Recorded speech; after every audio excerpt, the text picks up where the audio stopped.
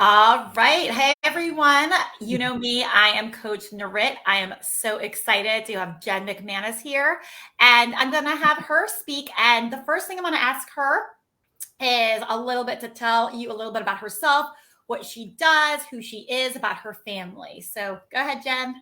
Sure. Hi, everybody. I'm excited to do this because, well, it's been a journey for a couple of months here. So I'm Jen McManus. I'm a Howard County local. Kind of been here most of my life, and I live here now with my daughter, um, and my dog, who you might hear during this because she's here with me, and she sees something outside, a squirrel, and she wants at it. But I'm an attorney. That's my profession. I've been doing.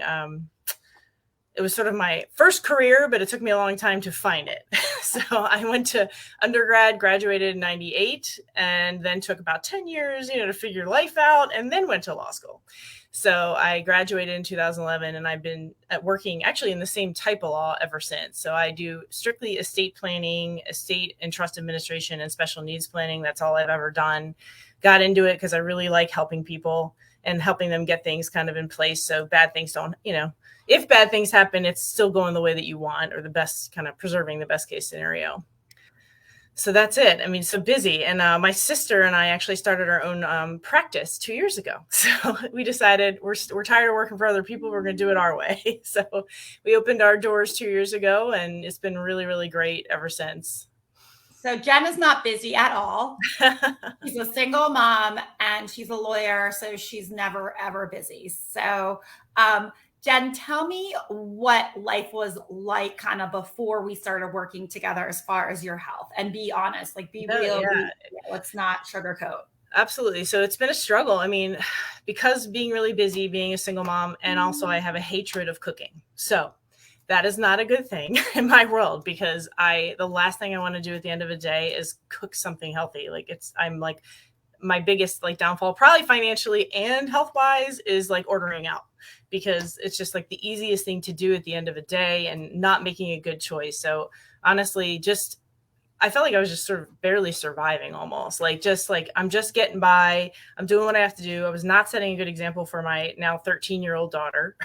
I'm like pretty sedentary for a while. Like I used to be a track runner back in high school and college, and like what happened, like life goes on, and I could like barely get myself out to walk my dog. It was just getting pretty bad, and having some joint issues, like just joint pain. I got some knee pain, just things like that. Age happens, and injuries obviously did not help with. But honestly, just the overall lifestyle was almost ignoring it. You just kind of like, you're floating through it, right? You're just, all right, I'm getting by each day. I made it to the next day, but not really stopping to like look at everything, at least not until a couple of months ago.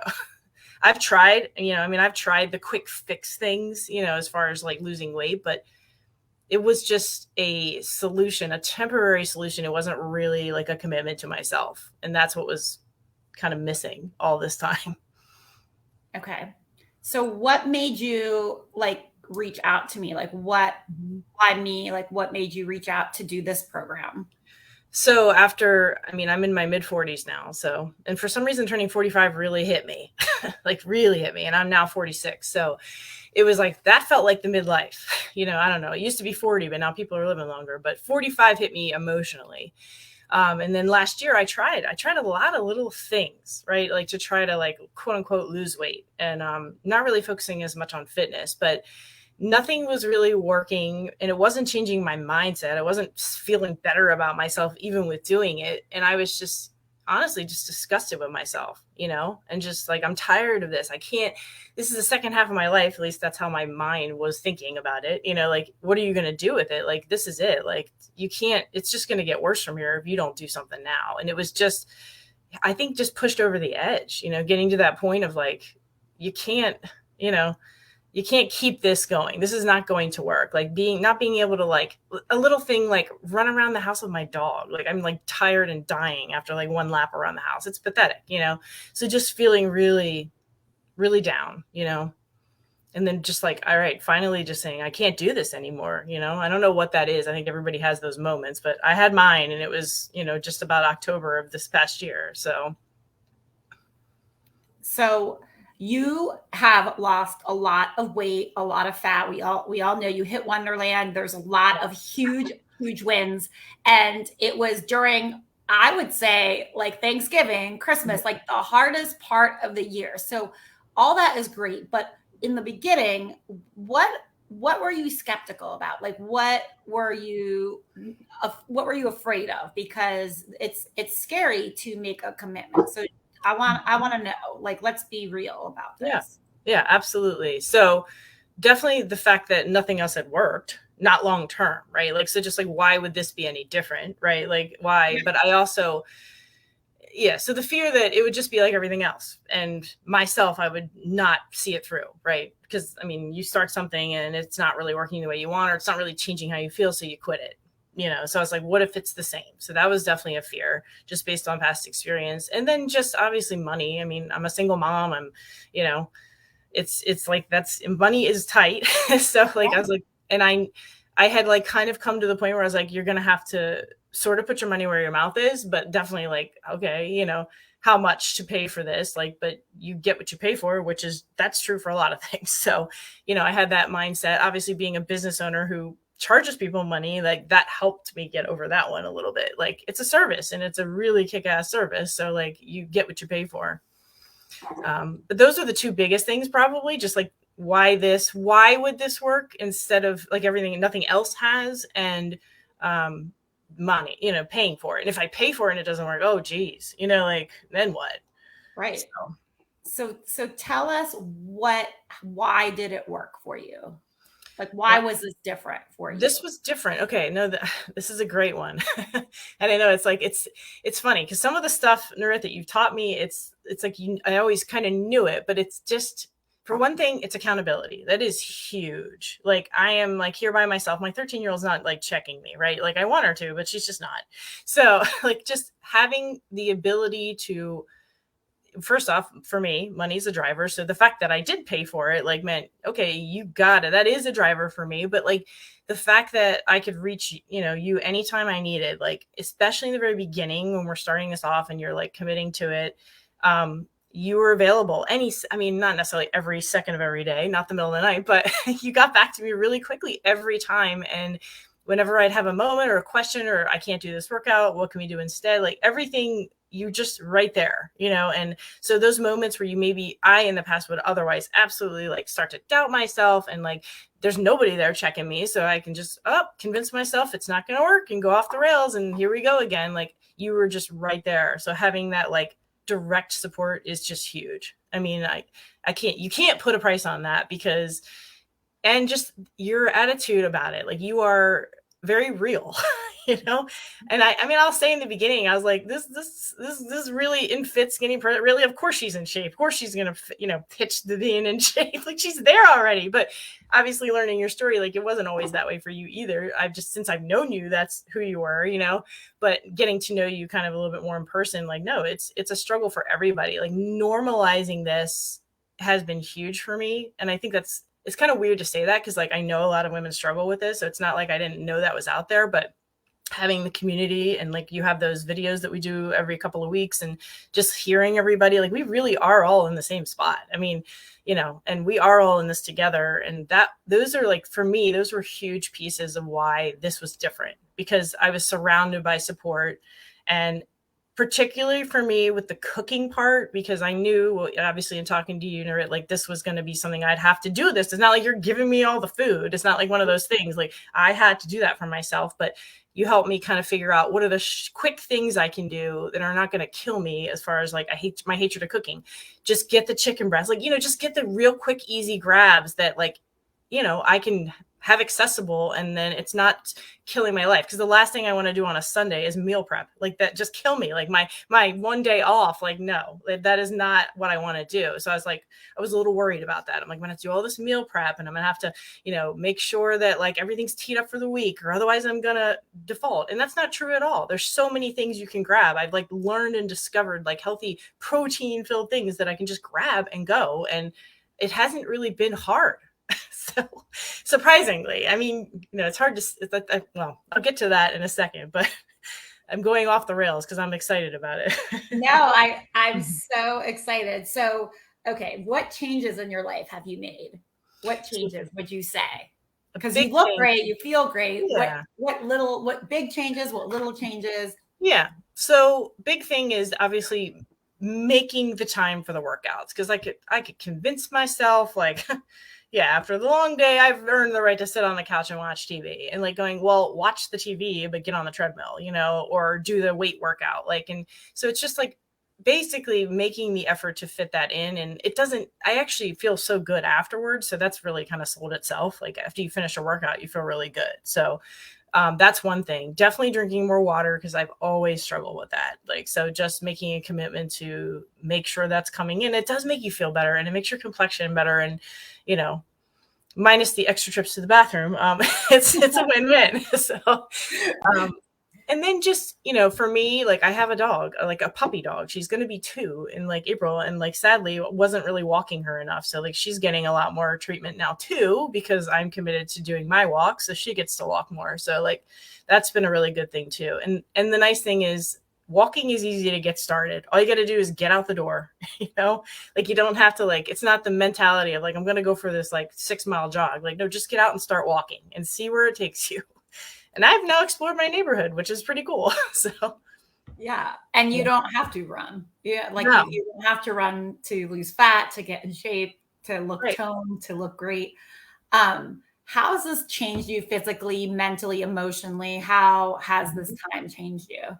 So physically, I'm a lot stronger. I can feel it already. Like I've run around and chased my dog around the house, and now I don't die. So like I feel it. I mean, I can feel the strength, and I mean, that feels good physically, but even that helps with the stress levels. I have an outlet, like now I'm not just like letting myself combust, so now if I need to, I've had a stressful day, actually doing the workout, like gets some of that out, so that's really helpful. I mean, emotionally, because I was just so down on myself, like for feeling like I failed myself. So it's like, okay, you're not failing yourself. You're committed to yourself. You're doing this for you. And that just makes you feel good all around. And my daughter's noticing, like those things really help. Like the people in your community who notice and support you, like that's huge. And, when you wither away, you kind of become off-putting in a way to those around you. They're like, ooh, what's up with her? She's a little off. So like, I feel like I'm walking now more confidently, and I'm more confident around others. So like you're kind of pulling more people into your orbit that way. It's Yeah. huge. Yeah. Yeah. I was going to ask about your daughter and how that's going. Good. Yeah. I mean, she's, 13. So I get the compliments, but I get the eye rolls too. So yeah. I yeah. have a 14-year-old boy. So it's, Yeah. I guess, what was it like working with me?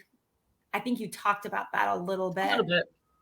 Um, So I would say the biggest thing is you didn't let me beat myself down. Like you have to have accountability to yourself. So like you don't want to like excuse your behavior, so to speak. But every time there would be like a rough moment, a rough week, an injury, whatever it was, like you were very, it's like diplomatic about it, but you also call me out when I needed to be, but not in a make you feel like crap about yourself way. Just like, hey, like try this. It's always like, what's the next thing? And the biggest thing I feel like I've learned from you is move on. Like don't dwell on that. Like I'm an overthinker. Like attorneys by nature kind of are, but so like it's really been hard to break that one. And you always had like the right mentality. Like when we were talking about things, like just the way you approached it for me really resonated. Like and just, one of my big takeaways is that you don't have to be perfect to be healthy. And I like every other thing that I've tried in the past, it was always like, oh, well, if you mess up once, like, screw it. You messed up, and you are very much like, and it's just, I feel like you beat it into my head in a good way. Like, no, like, okay, so you had the extra drinks that day. Okay, so you had that fatty meal that day. So what? Move on. Like, it's one moment of your whole entire journey. It's not your life. Like you can be a healthy person and still have those moments. They're just moments. They're not mistakes. They're not mess ups. They're just part of the whole entire journey. And like, I never thought that way before. Everything that I did, you just beat yourself down and be like, oh, I made a mistake. And then you just, well, I ate one of those. Let me eat the rest of the bag. And because it's just not working. And you just immediately get in your head and you loop and you go down the rabbit hole of negativity. I feel like that what you just shared is such an important lesson in itself. Like those are my like big thing, like Mhm. move on. It's a journey. There's no end point. So of course you're gonna have the extra drinks some days and some Yeah. fatty food. Like it's that's all part of it. And you like perfection is the killer of progress. Mhm. So just like to share that is so, so important. I guess my next question is like, what were you not expecting with this? Like, what were you not expecting? I wasn't expecting that I would really like the weight workouts, honestly. So like I know that like I was like, well, I've gone to the gym mostly. Like that's what I used to do, which was a kind of a blocker because it was sort of like I felt like I had to get back there to start getting healthy again, which is not true. I ordered myself a set of weights, happened to be Black Friday for me, so that was perfect timing. And I didn't expect to really like that. Like that was one of the things. And I didn't expect to get to the end of the initial 12 weeks and feel like I hadn't given anything up. I was like, wait, like we're here, we've lost 19 pounds, and I don't feel like I've suffered, like that was crazy. Like I was not expecting that because everything else you feel like I just gave up so much, during the time where you're trying it. And so then it's defeatist in a way. You're like, I can't continue this, but like coming to the end of this, which really isn't the end of this, right? It's just the end of the 12-week part. But, I was reflecting back on it. I'm like, I really don't feel like I gave up anything. I was able to, and if anything, I mean, I gained obviously being able to work out, but that I was not expecting that at all. I was not expecting to feel like, okay, I can really do this because I'm not really doing, I'm not doing something so off. Like I'm just eating normal food and having my days where I drink a little more than maybe I should. But that's just a normal part of the whole thing. So when you say I'm not feeling like I have to give up, can you describe a little bit more Mhm.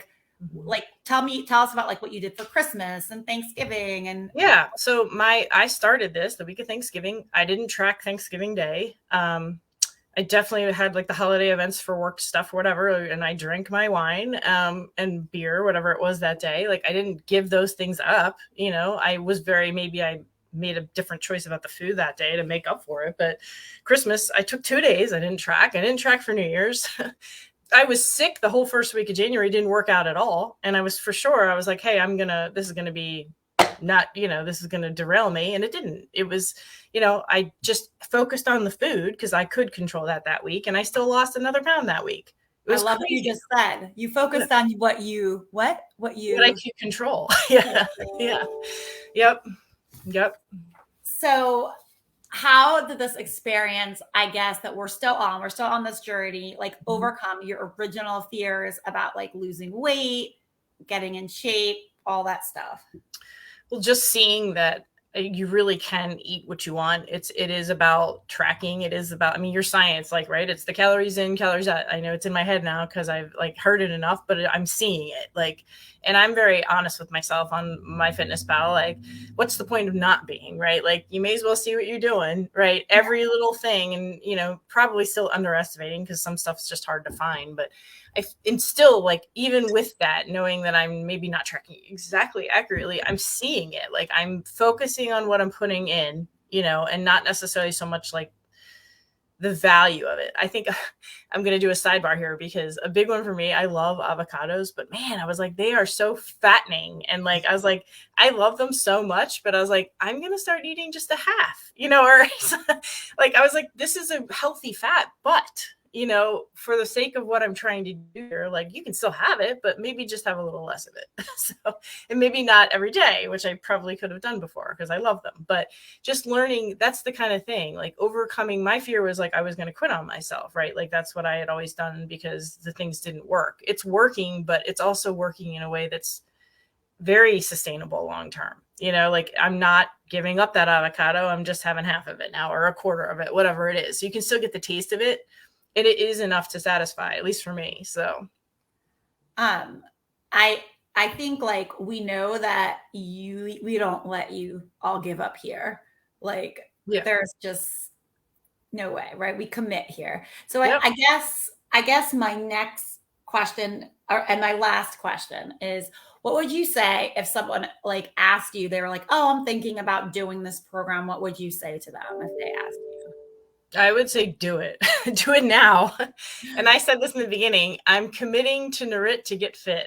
I know you get fit with Nirit, but you have to commit first to yourself because I mean, obviously, it's like anything, right? Like any type of therapy, like you got to commit to yourself. You got to be willing to go the distance. But if you are willing to go the distance, they've got you. Sarah and Nirit, they've got you because they do. Like they're right there. Like you can get them anytime you need them. And like if you have a question, if you're starting to doubt yourself, reach out. I mean, using the accountability and using the resources and just they're real. They're not like giving you some line. They're like telling you the science behind it. They're telling you what it is. They're very positive. They're definitely, in the sense of like, all right, you had that moment. We're not going to like dismiss your moment, but it's just a moment. Like move on, and that's today. There's tomorrow, and we're going to do better tomorrow. And it was always just like thinking forward instead of getting stuck in the past. And that is something I credit, particularly obviously Nirit, I worked with you more directly, but yeah, I mean, absolutely. Like that helped my mentality so hugely. And anybody who needs that, like to kind of get through, whenever you just get in your head and you start spiraling, this is the best program because she's not going to let you do it. And reach out and she's available any minute and she will like pick you right back up and like get you on track and like, we'll talk about it if we have to. And she's very empathetic and understanding because she's seen it. She's been there herself. Like, I feel like I'm talking to the people, but also to you, but I can't thank you enough because like I needed this level of help. I did, and I think a lot of people do because it's so easy to get in your head. And when you have someone right there to kind of, until you get to the point, like I feel like now I'm at a point where like I have sort of embraced that, feeling. But like in the beginning, that's why that 12-week program is so crucial. Like you're breaking down those habits where you would like give up on yourself, where you would just quit and they are on you. So you don't lose it. If you have a slip up, it's okay, but they're going to pick you right back up and spin it in such a positive way that you're like, yeah, I got this. So that's the best. And we've all been there. Like that's the truth. We've all been there. Mm-hmm. And when you say just like right now, like I got this, that is why I get up like out of bed in the morning. So thank you so much, Jen, for sharing. You are amazing. You're awesome. We're so happy to have you. Give her some love in the comments and we will talk with her soon. Thanks, everyone. Thanks.